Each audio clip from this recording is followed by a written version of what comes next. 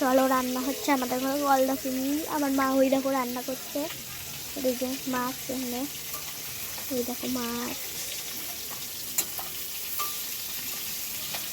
করে দেখাচ্ছি।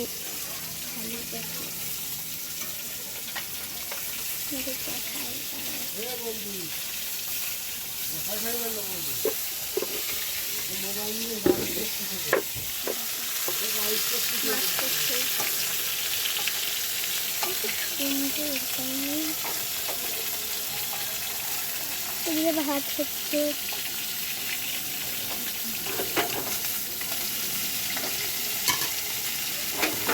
তেল ডালতে হবে।